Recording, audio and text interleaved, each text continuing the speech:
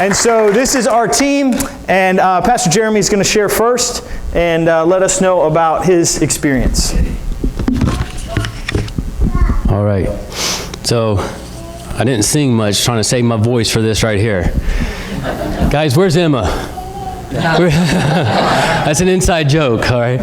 So it feels weird to be up here talking about the trip without this girl, Emma. She's a 20-year-old girl. She went from Alabama, and she showed up a day late because her flight got canceled.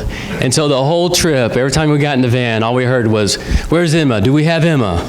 You know, and the rest of us are like, "I'm here. Don't leave me." Right? So it feels weird not to have her. Maybe Hanato or one of them will talk more about her, but it was awesome that she was on our trip with us.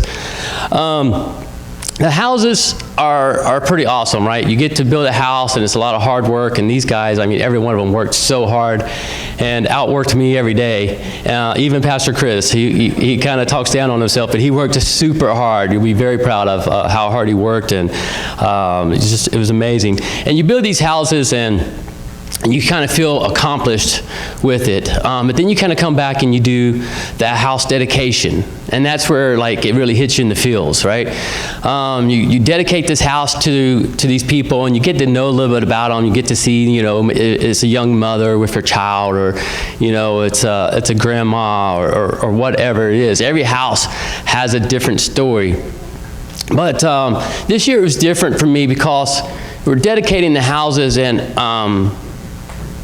Dan, who's head of Hope Project, he's talking to a lady, and he says, you know, we built this house for you, and it's a gift from God. It was our honor to build it for you, but it's God's gift. But you're supposed to steward the gift of God, and you need to take care of the gift, and you need to use it for God's glory. And for me, it was just an awesome thing because I came back to the hotel at that night, and I've been waiting for an email, right? And for me, it was just, I've been waiting for years for this email. And the last part of this thing that I've been waiting for has taken 10 months. And it was supposed to have come the week before, and it didn't come. And then like every day I'm checking. And, you know, God's timing is frustrating.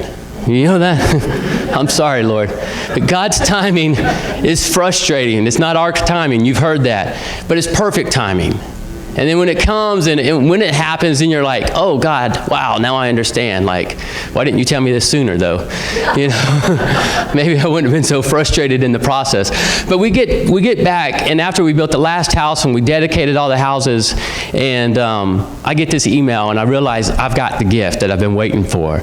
And it's just because of when it happened and how it happened, I'll always remember that. I'll always remember that I have to steward that gift, and I have to take care of that gift and use it for God's glory. And so for me, it was just an amazing thing, amazing timing, not my timing by any means, but amazing timing that God had. Another thing we'll talk about is singing. So sometimes we come in here and like this morning, I couldn't sing, right? I was afraid I'd lose my voice if I sang with worship songs. Normally I like to sing along, and I come up front so nobody has to hear me back there, right? So I can sing as loud as I want. Nobody has to put up with that. But you know, it's important to sing along with the worship songs. And while we were there, we went to church. The kids were doing their program, and I mean, there's probably like 150, 200 kids in the church. There's a ton of kids, and there's no AC, and it's hot. It's the middle of the day, and I mean, I'm just sweating, and I'm having fun, and I'm enjoying it, you know. But the kids are just jumping and singing, and they're all standing in a straight line. I mean, it's impressive, right? It's impressive, and what's more impressive is it's not the adults that lead it; it's other children leading children, and they have them in line singing and just praising God, and it's really impressive. But my point is, they sang, and they just give their hearts. And you know, worship isn't something that we attend. When we come here on Sunday mornings and we're going to worship God, it's not something that you come and attend to. It's something that you come and enter into. And you got to enter into it with all your might. You got to enter into it with your strength, with your voices, with your hands being raised. Just enter into worship. And I just think about these kids and how much they worshiped in the sweltering heat. I had to leave.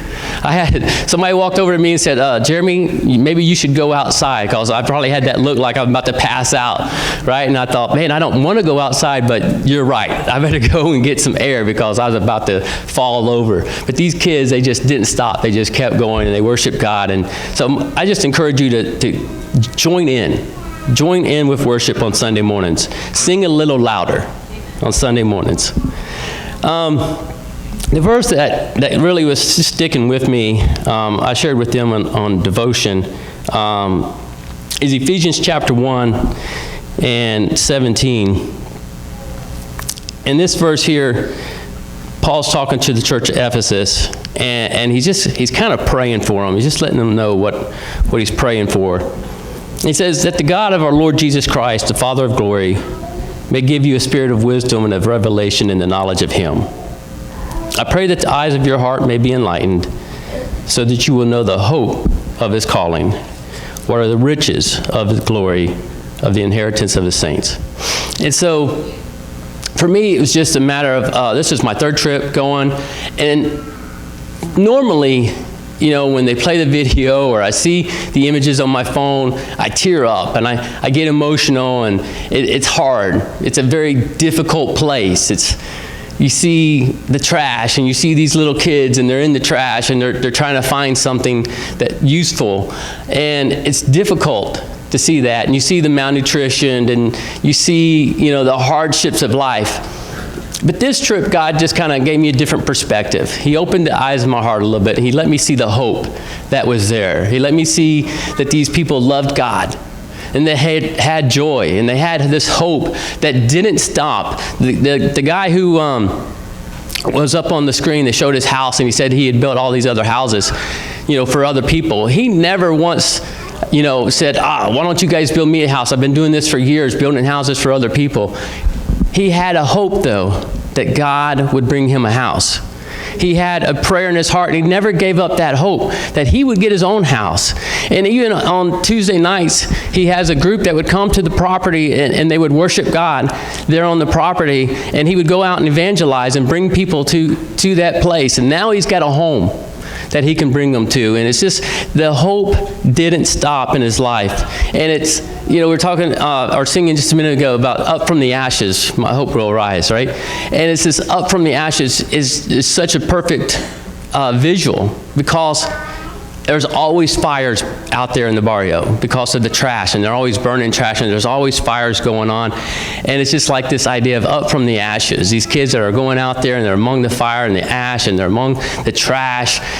But up from that, their hope in Jesus arises, and they have a hope that doesn't stop. It's amazing. So that's my experience.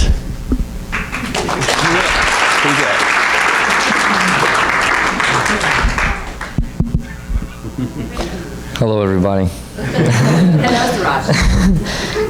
This was my first mission trip that I did, and it was just really exciting, really fun.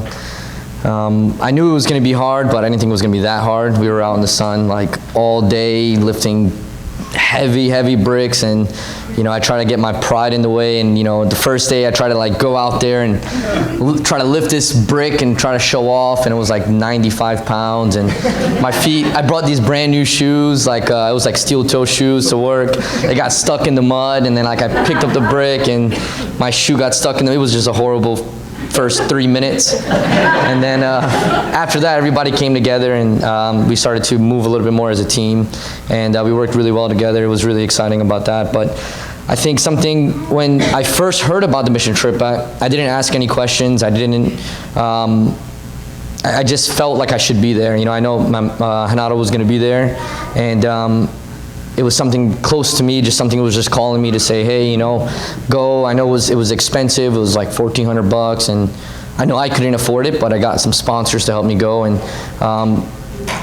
I barely asked. I asked maybe like once or twice, and people just started to come and give me money. I didn't need to force people to pay me to go, but it was a great experience for that. But I think it's important, a lot of younger people, maybe not with so much commitment, can go and give their time. It's a whole week, can give their time to give back to that community, because they actually need it really, really bad. When I was there, I didn't feel sad. A lot of people would say, oh man, it's so sad to see all these people, and and to see them in this environment. But I didn't feel that. I felt hope, like Pastor Jeremy was saying. I did feel hope there, and I felt like we were there for the right reason. I feel like we stayed in a missionary house, so there was other missionaries there, and I felt like a lot of people in that house were there for a mission, to serve God and to help others. So I did feel like we were there doing the right thing, and there's others there that are helping and doing the right thing as well. So I know it was not going to be my last trip there, so that's why I didn't feel as sad, because I was going to be there more than once and help build more houses for them. Yeah, that was a really, really fun experience. Some other things that was really interesting too was something, we had a prayer every morning. That was really cool. I've never really done that before, and that was interesting. And each person came and did a prayer in the morning. And Pastor Chris, he said a very interesting prayer that I'm gonna butcher, but but it hit home, because we were there, and you can't see the end result right away. You're going there. Like we said, we built. Whole project's built about 15 houses. We've only built 3 in a week, and which feels like we could have done more. We could have done maybe 2 in one day. We could have had fires out, and we could have just built all night, and try to build as much as we could. But we couldn't. We only could build we only could build 3. But what I don't think he remembers either. But what the passage was saying was, God has a plan for everybody, and we might not see the plan today, but the hope that we can see the plan in the future is what we fight for. And that was something that really hit home with me, because every day we try to build something for somebody, and we try to help somebody, but that's not our end result, and then it's not finished, because as we drove home, there were houses there that there's people there you can still see living in filth or living in dirt, and we don't see the end result, but God has the end result. It might not be today, or we might see it either, but it's going to happen. The faith that we have is going to show that one day those houses will be built. One day everybody will have a home, and one day maybe there's not going to be trash out there, and we will save that community. So that faith that he said, I think it was on the second day, really made me more positive and gave me the energy to push more and go more with the building. So that was awesome that he did that. Another thing too was, these kids don't have anything, and I teach kids jiu-jitsu, and these kids have a lot more than what they have in Nicaragua. But I think one thing that made them happy was when there was 250 kids in the church together, smiling. I think just being together was something that made them happy. When you see kids sometimes bullied in schools, or sometimes in my gym, you'll see a kid alone, or even sitting alone or doing things alone, that brings sadness. And when you see all these 250 kids just like sitting together, in line together, just being together, that made them the happiest kids in the world. They didn't need toys, they didn't need clothes, they didn't need shoes, they didn't need anything. They just needed to be together. They needed to say jokes together, be together, laugh together, and that's something I want to bring to this community as well, is bringing the kids together, and because they need that. A lot of times this social media stuff and all this craziness going on in the world, the kids just need each other. They don't need anything else. They just need each other to be together, and that's all they need is jokes and laughing with each other and having that experience. So that, to me, I think was something that was really inspirational. Is like, these people don't have homes, they don't have anything, but what they have is each other. And we lose that because we work all day, or we try to work so hard for a goal, and we forget that, next to us we have somebody that cares for us, loves us, and we don't show appreciation to that, or we don't show love for that person. And that's all we really need, is just love for that person, extra time, sometimes put our phone down, and just spend time with that person. I think that's very important. So the mission trip opened up a lot of eyes, opened my eyes a lot, and got me really, really close to God. More than I am now. I think it's kind of like my calling. It brought me closer to the Lord. So I was really excited and just really grateful and blessed to have you guys bring me on the trip. So thank you guys.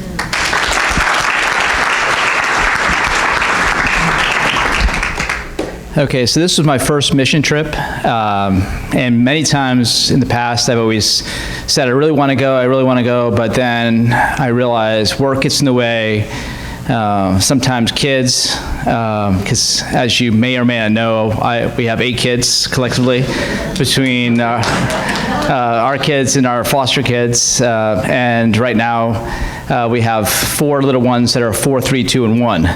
So leaving the house to go on a mission trip, I could use a lot of excuses. I look at my wife and I think she might have been on the mission trip this week, that week, because she was at home trying to wrangle all the kids and try to keep everything straight while I was out building homes and maybe on vacation for me, maybe, I don't know.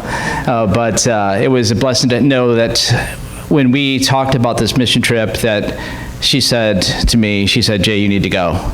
And so I definitely feel that God and my wife Cassie were the main reasons why I was able to do this. And it's certainly a blessing to know that. And so when I went out there, I had no expectations. I knew that it would involve building, which my wife can tell you that I struggle hanging a picture. So for me to build a house, that might have been a big task.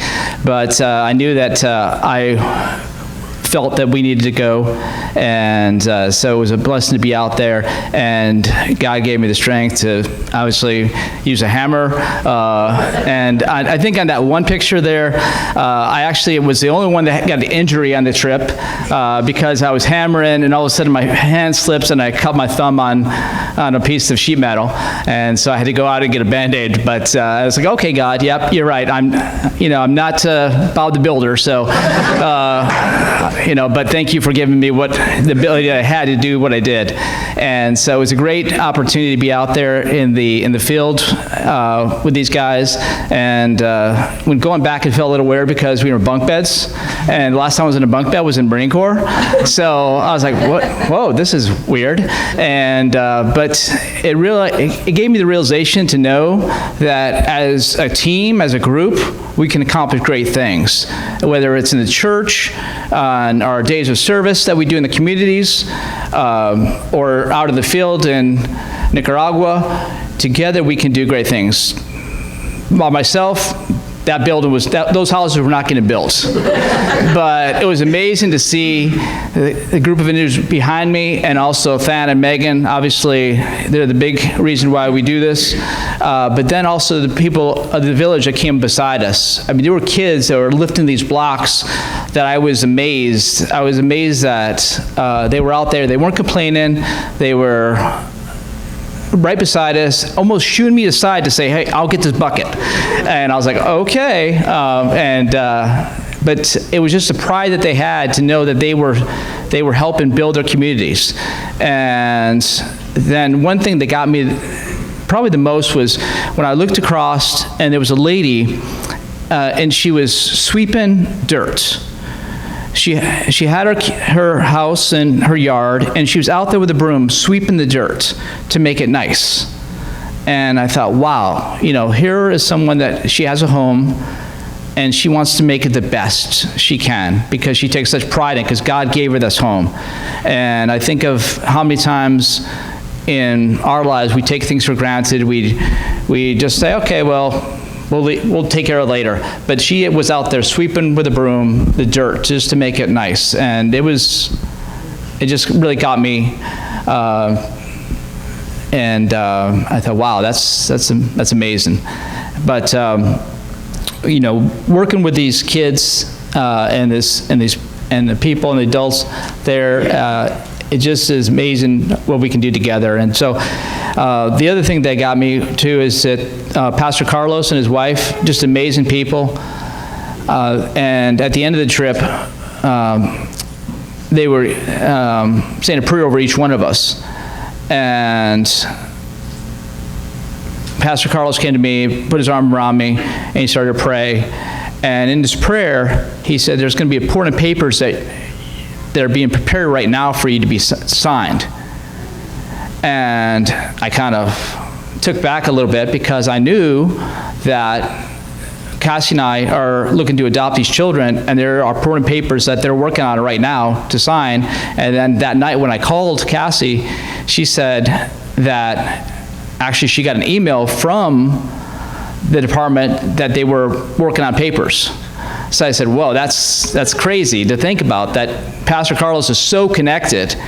And if you know Pastor Carlos, he's just a man of God. He is so connected to God, and what he does for the people in this community, it is an amazing thing, because he did give up everything to get more. And I knew when I went on this trip, I felt I was giving up a lot, but I got so much more from this trip. So any of you that ever have thought, well, I can't do this trip because of this or because of that, just go. Listen to God, and God will direct you. God will show you things that you have never seen before. I've never seen just the people so strong, like Suraj said, the kids just interacting with each other, and the older ones taking care of the younger ones. We went to play ball at the end of the week, and the older kids, they took the younger kids out, and they separated them into three different groups.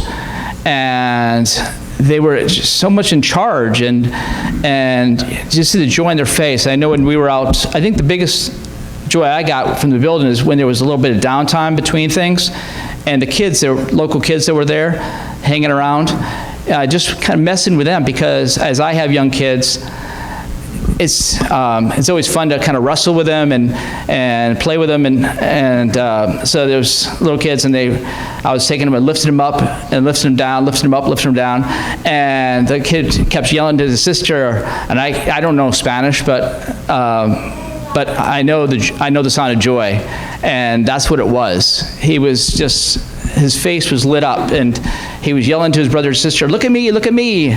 And so it just reminded me that, no matter where, kids are kids. Kids want love. Kids want attention. Kids want to be valued, and that's what we were able to give them, is that hope and that value and that love, and show that compassion that God gives us every day. And so it was just an eye-opening experience that I had because of, once again, God telling me to go, and my wife supporting me, and knowing that everything was going to be okay. And when I got out there, even though I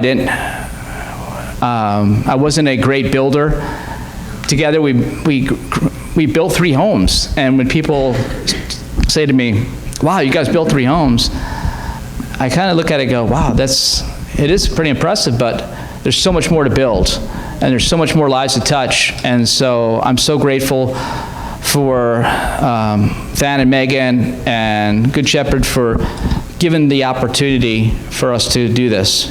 So thank you.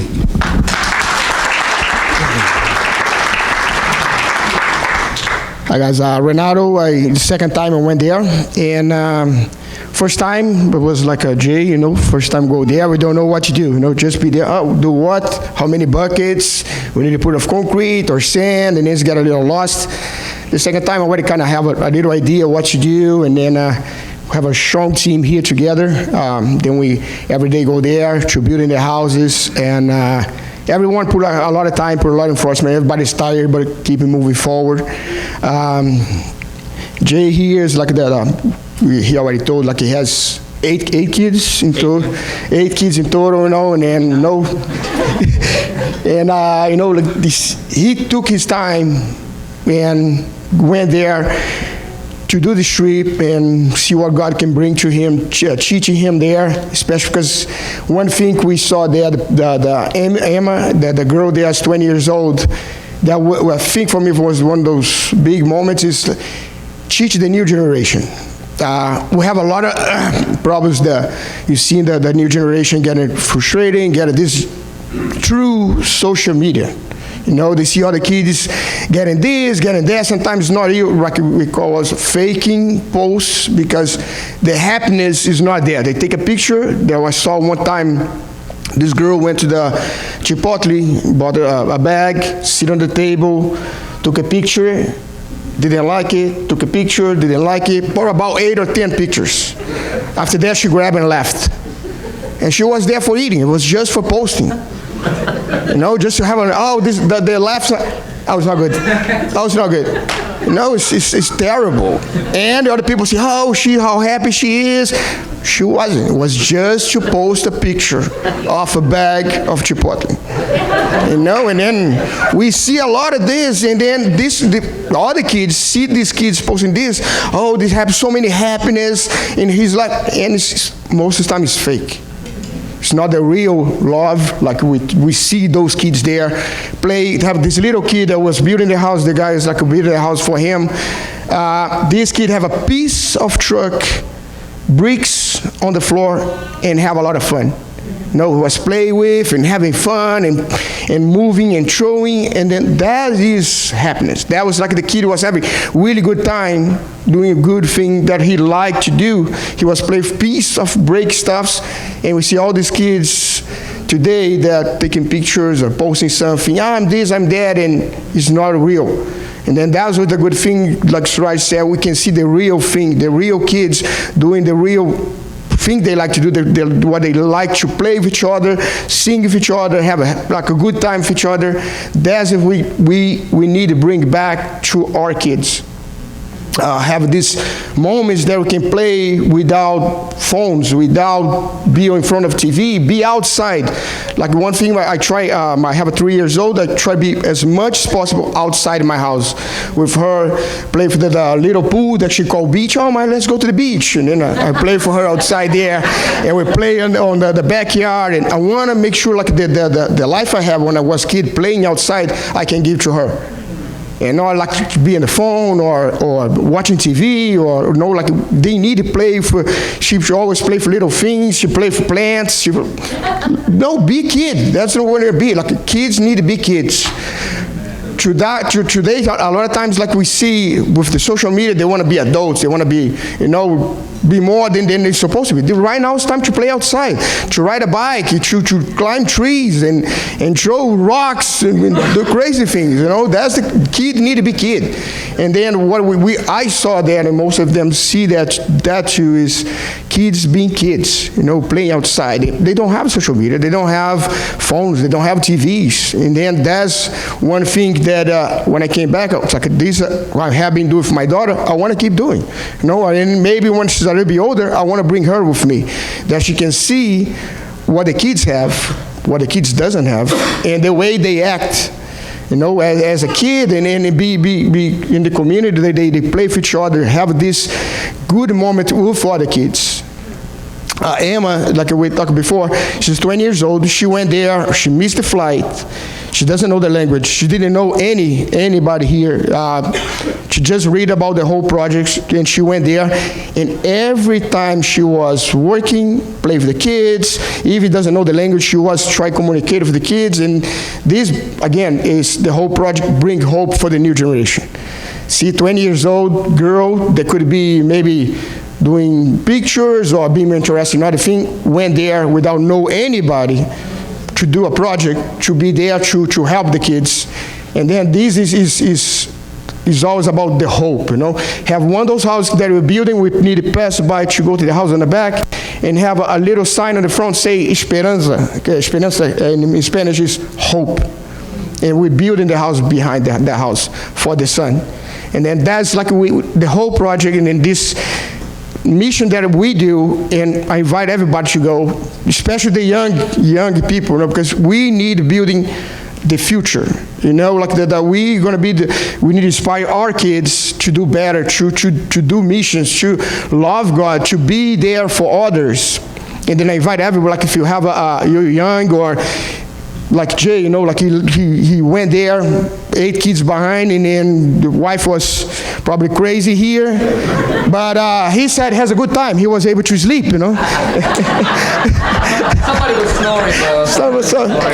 Somebody was snoring there too, And then we work pretty hard, and then come back home, but and then next day we're gonna working hard again, but we get there and then, we can see everybody kind of rebuilding, foresee everything there and see what we did and see the people, the happiness of these people working and building and create a new thing, create a new hope for their community, and then even like put Jay and Jeremy to work out one time at night.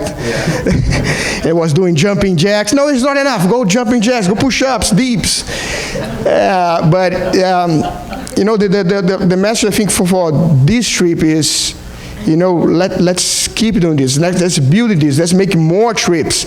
Next year, I'm going to try to put 2 trips. We're going to do one here September again. We do every year, part of the gym with the Good Shepherd Church and Hope Project, and have this group. I spoke for 10, and we're going to try to put another one in July to give an opportunity for other people experience that, be able to go there and see. Like I said, like sometimes you help them here, you give some money here, and that's awesome. We need the money to go there to build in the houses, but if you can go there and see the way they live, you come back here so much thankful, so much grateful for what we have. And we're going to see, like, I don't need this. Why I want this? I don't need it. It's just stuff that I'm going to bring to my house. Another stuff that I can get a part of their money and send that to building a house. We did about 3 weeks ago, we did the seminar in my gym to help the people in Bahamas, and then we was able to raise from the gym and a couple of raffles, $3,500. And then next day we did the seminar. We came here to Good Shepherd, and you guys donated another $1,000. In another week, another $500. And then we put it together in just 10 days, $5,000 to help Bahamas. And then I was part of the whole Rotary Club, and then they matched. And then my idea in the beginning, I want to donate $10,000. We did $10,000. I want to try raise this $10,000 that I can give to Rotary Club and then be 20. But we did $10,000. We did a little bit, but we need to still do more for them. We need still do more for the whole project there in Nicaragua. They have a mission in Guatemala. Just put a little bit of time. Try go there. Try help. Try spread the word to other people. Know what we supposed to do. Give back. Give back, because we have so much that sometimes you think like that. If I give a little bit this here, it's not. You need to put yourself there. That's the big thing for me. For me, it's now every September I'm going to be there. One day I'm going to bring my daughter there. I want to be able to bring other kids in the future, kids that train in the gym there too, because I want to show them what these kids have and don't have, but they still happy. We see a walking every time there. Kids maybe just have a diaper, no shirt, no shoes, nothing, big smile. Have other kids just show up, play for breaking stuff, smile, happy, because they have each other. Because they share and the whole community help each other grow. That was this Jesus one, was the large one. We share, we work together and be together to help others. And I say like the other time, we go there to help them, but the big change is on us. Big change is on us. Thank you.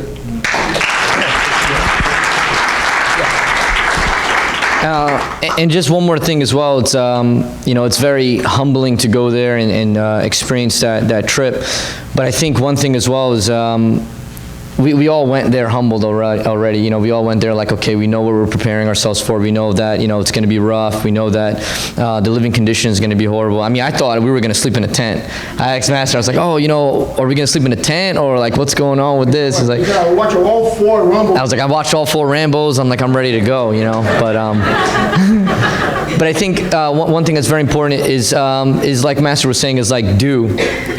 We always get humble from these trips, and then that's it. And last Sunday, when I came to church, Pastor Chris was saying like, we kind of forget what we did and kind of the impact that it had on us. But we have to continue doing and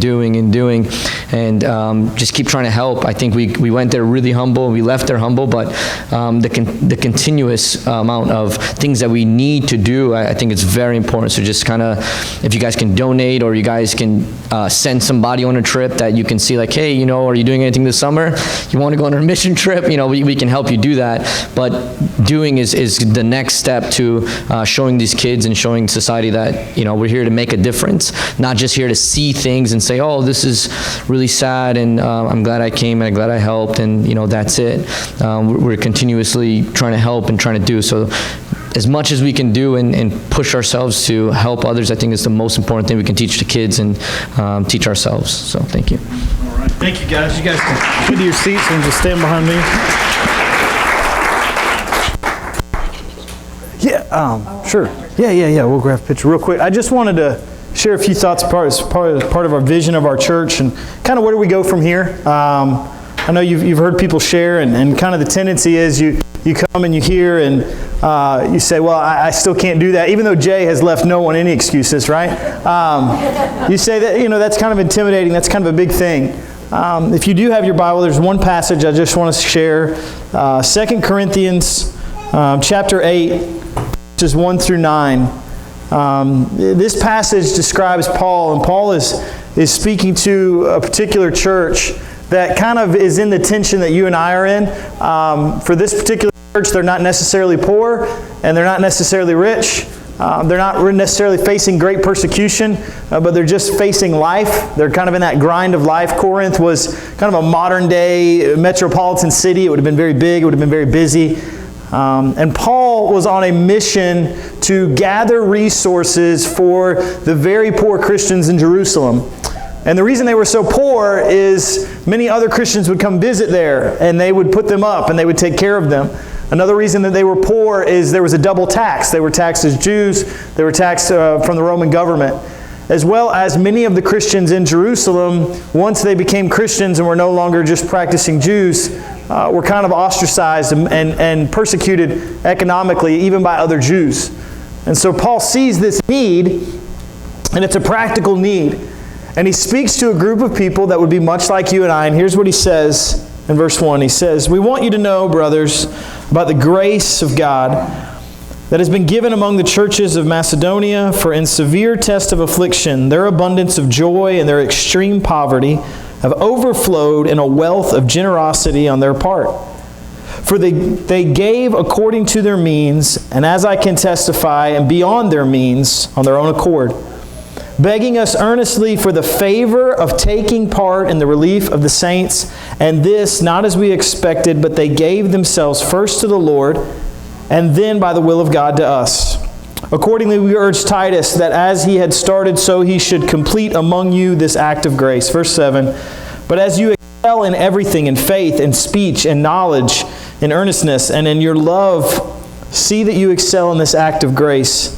I say this not as a command, but to prove by the earnestness of others that your love also is genuine." And in verse 9 he says, "For you know the grace of our Lord Jesus Christ, that though he was rich, yet for our sake became poor, so that you by his poverty might become rich."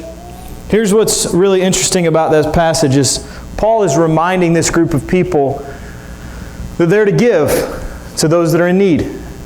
And he lists and talks about the Macedonians, these people who had less and were actually being persecuted, and they gave so generously to help the Christians in Jerusalem.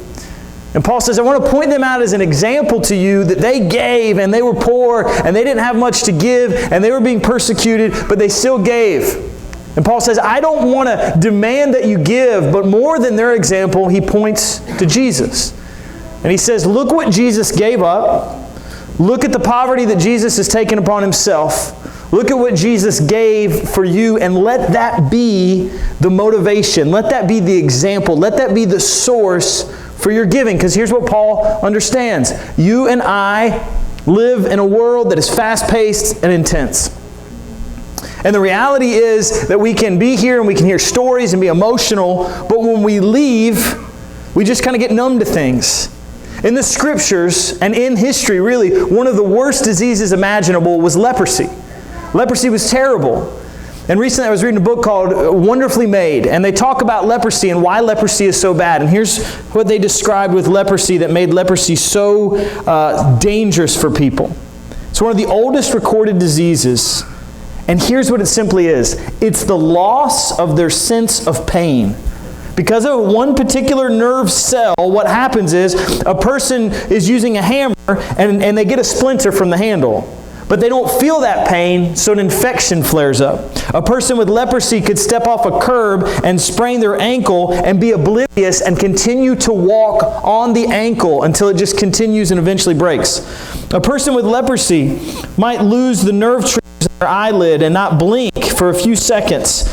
And there wouldn't be anything to lubricate with moisture, and eventually their eyes would dry out and they would become blind. See, leprosy was dangerous because it was a loss of pain, and pain tells you there's a problem. And the world that we live in wants us to have kind of a spiritual leprosy.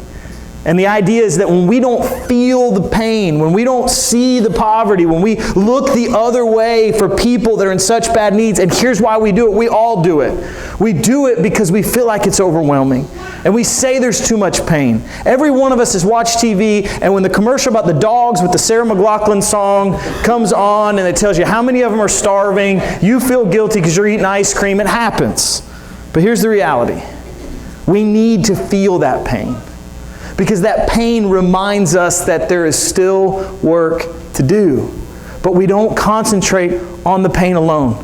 The pain alerts us, but the pain should always point us to Christ. And so there's an excellent book that describes something, and it says, how do we help without hurting? And helping without hurting is this idea, because there's a tension here. Do we just go to everyone that's poor and just give them money? What about them learning a skill? What about them growing? And helping without hurting says there's really three categories of people that are in need. And what they describe is this. The first category is relief. Relief is defined as an urgent, temporary provision for emergency aid to alleviate immediate suffering. So sometimes as a church, we recognize that there are things that need relief. Relief is like the Bahamas. Right now, the Bahamas needs immediate relief. So we send funds, we send supplies, we send materials, and we send it to them. We don't say, hey, you guys got to figure out how to do this. We just go to the need and we offer relief. There's another kind, that's called rehabilitation. And that's when we seek to restore people to their communities. And the key there is that they begin to take part in the activities of restoration. So there's relief like the Bahamas. Then there's rehabilitation like the Source. We partner with the Source locally, and the Source deals with people that are homeless. And yes, I know the argument. Some of those people choose to be there and they're working the system. But I go there every Thursday, and sometimes there's 6-year-olds sitting in a booth looking at you. And I can't make that decision for that 6-year-old. But here's what I know. The Source is a place where they come alongside people and through things like Dining with Dignity begin to teach a skill so that a man or woman can actually learn to cook and work and be certified to work in a restaurant industry and begin to make that next step. So sometimes we just give relief. Sometimes we come in to teach a skill. And the third one is development. Development is the process of ongoing change that moves people closer to right relationship with God. And here's the ultimate goal. So that people, every single person, can fulfill their calling of glorifying God by working, supporting themselves and their families. The goal would be to see people move beyond relief, beyond development, or beyond relief, beyond rehabilitation to development. And here's the idea. The people in Nicaragua are not just being given homes. They've actually found ways to bring them to be a part. Picture here of these ladies is these ladies make dresses and different things and sew, and then they're able to sell these items to begin to bring in income. Many of these people in Nicaragua in this area work, but there's really getting creative. Every home that's built has a bed. And until recently, we were buying the beds from a furniture store.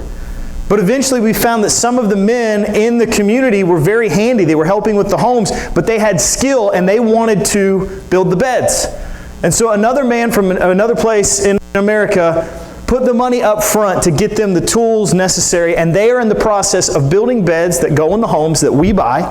And they are paying back a loan.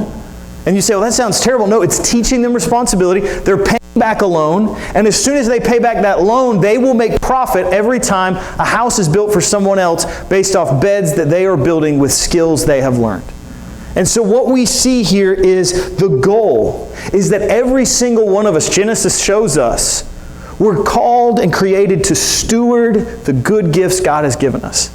And when you're a steward, you take care of it like it's your own, but you know ultimately it's not yours. It all belongs to God.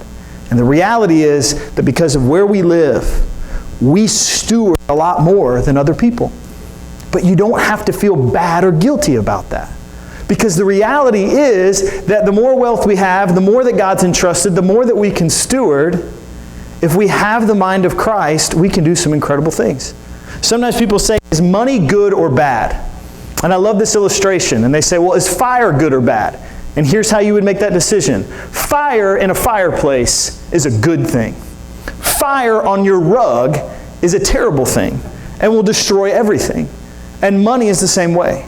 In the right perspective, in the right place, it can provide warmth and life and light. In the wrong place, money can destroy you. And Jesus lays the ultimate example by leaving the wealth and glory of heaven to experience the poverty of this life. And so if you need motivation today to be a part of what God is doing in Nicaragua and Guatemala and Israel, in Vero and Indian River County, simply look to Jesus. There was a pastor who had a congregation in the 1840s, and I'm closing with this, and they didn't want to give. They just did not want to give, and they had 3 objections, and they said, we don't want to give to the poor for 3 reasons. Number 1, this is my money. It belongs to me. Number 2, the poor are undeserving. They've made poor decisions. And number 3, the poor may abuse it. They may not use it well. So the pastor said, okay, those 3 are great objections. He said, but let me give you my 3 answers. First objection, that money is my own. He said, let me ask you this. What if Christ said, my blood is my own? It's my own, and I don't have to give it to anyone else. Where would we be? Objection 2, the poor are undeserving. He said, might Christ have said the same thing? These wicked people rebel against me. Shall I lay down my life for them? But no, he left the 99 and came after the lost. Objection 3, the poor may abuse it. He said Christ might have said the same thing. Christ knew that thousands upon thousands would trample his blood under their feet, and that most would despise it, and they would make an excuse for sinning more. Yet Christ gave his life. Christ gave his blood. If he can leave absolute wealth for absolute poverty, if you can begin to think about the idea of what makes Christianity unique, is that God in Jesus suffered and died for you instead of you in your place and resurrected, and now you get to be a part of the glorious wealth of eternity. And that is why we give, because he gave first and he gave best. And the reality is, and I want you to realize this, that these houses we built will not last forever, especially the ones that I was working on. Okay? But here's what will last forever. Look at the people next to you.